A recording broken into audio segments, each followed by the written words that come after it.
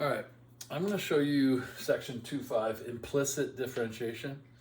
The word implicit just means that there are problems that the x and y are mixed. It's not y equals like every problem. You know, every problem we've taken a derivative is y equals x squared plus 2, y equals whatever. So when they're mixed, and here's a case you can see right here, you got x's and y's all on top of each other. So here's a normal one. Now what we have to realize is we've always been taking a derivative of both sides. You haven't realized it. You know, because if I ask you, hey, what's the derivative of that? You say 3x squared. Well, what's on the left side? Well, the shortcut, the notation that we like is, you know, the Lagrange notation, the y prime. So, you know, we say, hey, y prime equals 3x squared. But instead of y prime, we can use Leibniz notation and say dy dx. It's the same thing, all right? But see how that says y equals, that's normal. So you're actually taking a derivative of y. So every time you take a derivative of y, you have to write y prime or dy dx. For this section, I'm going to, instead of writing y prime, because it's easy to get confused if you write y prime, I'll show you what I mean by that. So we're going to write dy dx. All right? Normally, we'll write y prime, but in this case, we're going to write dy dx. Okay? All right, so here's your first example of one.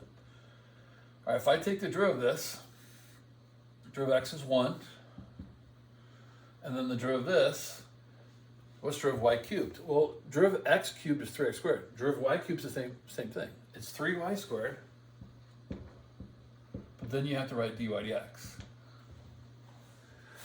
So since y is not an x, we're saying the derivative of y with respect to x, okay? So you're like, well, when have we ever done that before? We do it right here. So the derivative of y is 1 dy dx. That's why we write that, okay? So derivative of y cubed is just 3y squared dy dx. All right, and then to take the derivative, we just solve for dy dx.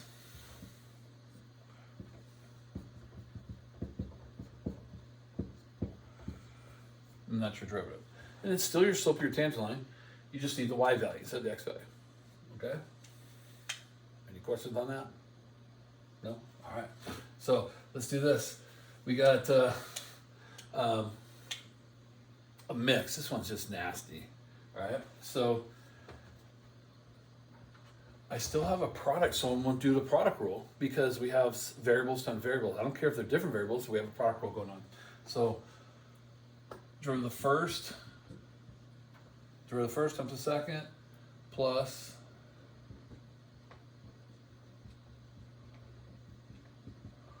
the derivative of the second times the first. So the derivative of 2x is 2 times the y cubed plus derivative of y cubed is 3y squared dy dx times 2x. All right. I got another product rule here. So plus 2x times y.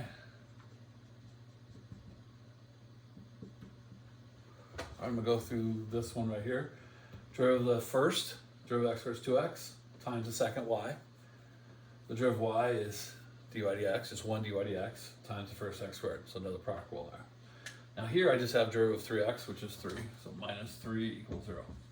All right. Now you notice I only wrote dy dx twice. Some people get dy dx happy and they write it way too many times. Well, here's a little trick.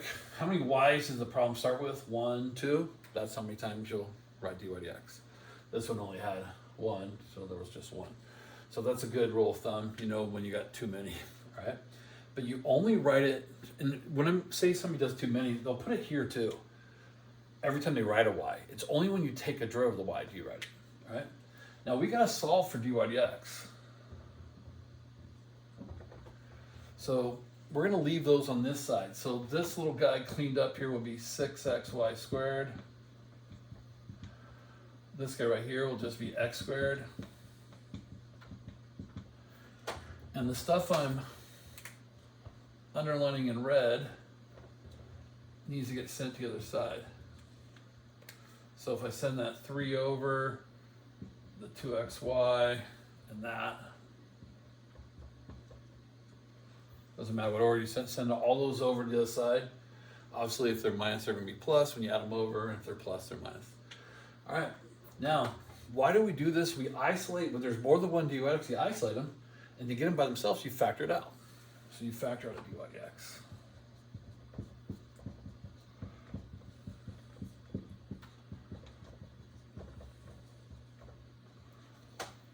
then you divide.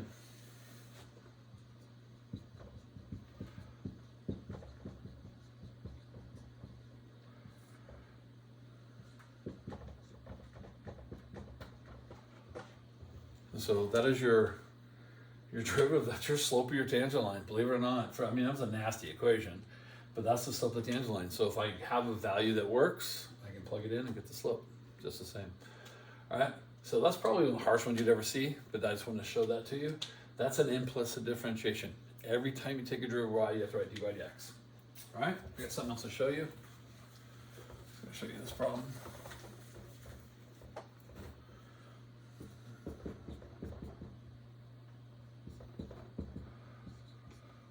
So we're going to take two derivatives. So I'm going to teach you the trick to take two derivatives of these. This is something we used to do in the AP test a lot.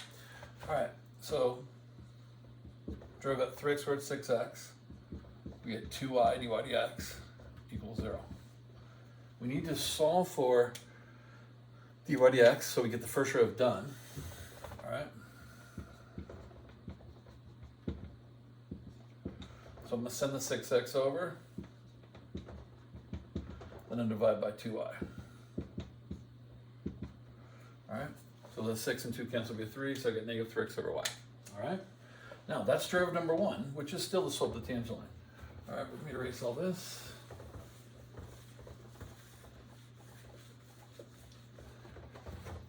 So let's take the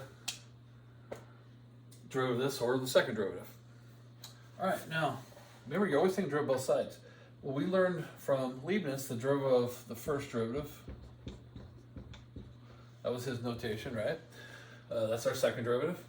And then on this side, I could do a quotient rule because I got a quotient. So derivative of the top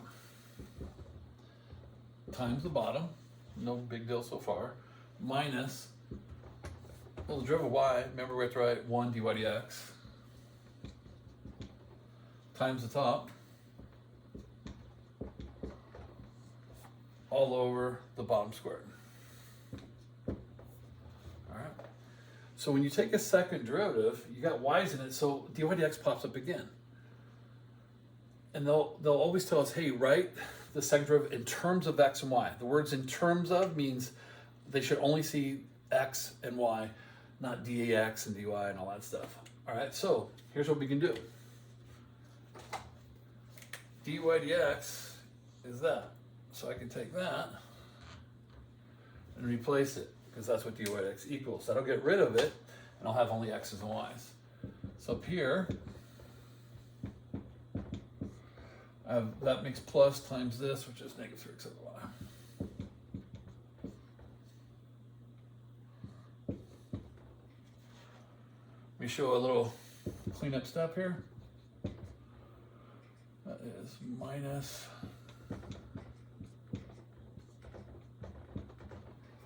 Now we've done this in earlier videos that you got a fraction, so if I multiply everything by y, because I get rid of that fraction, we learned this in Algebra 2, and we get negative 3y squared minus those y's cancel, x squared, 9x squared, all over y cubed. And that's your second derivative. Now, when you do these, you got a second derivative, a lot of times you can actually use the original to clean this up. So let's think this through for a second. Now, you don't have to, we're done, okay? But if you look at 3x squared plus y squared, this is the same thing as 3x squared plus y squared multiplied by negative 3, if you can see that. If I multiply this by negative 3, I get negative 9x squared minus 3y squared. So since that equals 21, and that is negative 3 times it, that would be negative 63.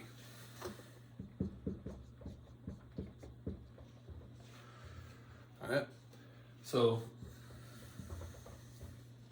you're like, what the heck, you know, but that's equivalent to it. So let's say we're in the back of the book and they write that, you're gonna go, how in the heck did they get that? So I like to show that to you here and there. So again, let me just show it down below here. So if I just multiply this all by negative 3,